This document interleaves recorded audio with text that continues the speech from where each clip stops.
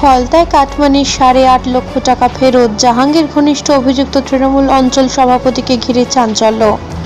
এদিকে বেহালা থেকে গ্রেপ্তার তৃণমূল আশ্রিত দুষ্কৃতী সাগর গায়েন, উদ্ধার পিস্তল, তোলাবাজি ও মাদক ব্যবসায় জড়িত সাগরের হাত কত দূর, উত্তর খুঁজছে তদন্তে পুলিশ। আসবো বিস্তারিত খবরে।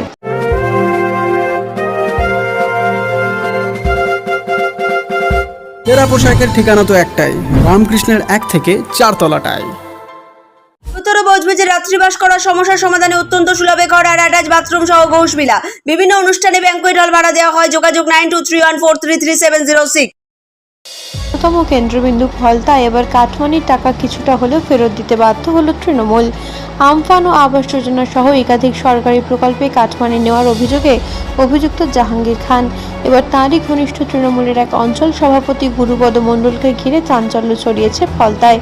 অভিযোগ, রাজ্যের রাজনৈতিক পালাবদলের পর তিনি এলাকা ছেড়ে গা ঢাকা দিয়েছিলেন। এরই মধ্যে তাঁর স্ত্রী ও অনুগামীদের মাধ্যমে কাটমানি বাবদ প্রায় 8.5 লক্ষ টাকা উপভোক্তাদের ফেরত দেওয়া হয়েছে বলে স্থানীয় সূত্রে দাবি। অভিযোগ, সরকারি প্রকল্পের সুবিধা পাইয়ে দেওয়ার নাম করে 20,000 থেকে 60,000 টাকা পর্যন্ত নেওয়া হয়েছিল। যদিও এই অভিযোগের বিষয়ে গুরুপদ মণ্ডল বা তৃণমূল কংগ্রেসের পক্ষ থেকে কোনো প্রতিক্রিয়া পাওয়া যায়নি। যারা টাকা দিয়েছিল ওরা বলেছিল সেই দিন একটা নামের লিস্ট তৈরি হয়েছিল, সেখান থেকে সেই দিনে টাকার লিস্ট তৈরি করে ওদের একটা সময় দেওয়া হয়েছিল।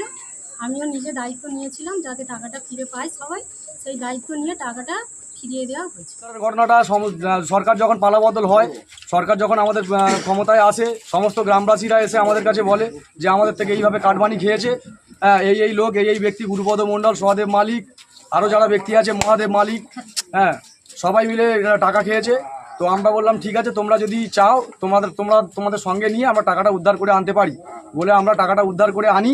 এখনও 1 লক্ষ টাকা আসতে বাকি আছে, আসবে আজকে সমস্ত গ্রামবাসী টাকা পেয়ে যাবে তাদের হাতে। কিছুজন পেয়ে গেছে অলরেডি, আর যারা বাকি আছে ওই 1 লক্ষ টাকা আসলে প্রত্যেকের হাতে দিয়ে দেওয়া হবে। ওরা তোলাবাজি, হুমকি এবং মাদক ব্যবসার একাধিক অভিযোগে অভিযুক্ত দুষ্কৃতী সাগর গায়েনকে গ্রেপ্তার করল বিষ্ণুপুর থানার পুলিশ। অভিযুক্ত দুষ্কৃতী তৃণমূল আশ্রিত ছিল বলেই রাজনৈতিক সূত্রে খবর। গোপন সূত্রে খবর পেয়ে পুলিশ বেহালার একটি এলাকা থেকে তাকে আটক করে। তল্লাশি চালিয়ে তার কাছ থেকে একটি 7mm পিস্তল উদ্ধার হয়েছে বলে পুলিশ সূত্রে জানা গিয়েছে। পুলিশের দাবি, ধৃতদের বিরুদ্ধে বিষ্ণুপুর থানায় সহ একাধিক থানায় বিভিন্ন ফৌজদারি মামলা হয়েছে। দীর্ঘদিন ধরে এলাকায় তোলাবাজি, হুমকি ও মাদক ব্যবসা সহ বিভিন্ন অপরাধমূলক কর্মকাণ্ডের সঙ্গে তার নাম জড়িয়ে রয়েছে বলে অভিযোগ। তার বিরুদ্ধে আগে থেকেই পুলিশের নজরদারি চলছিল।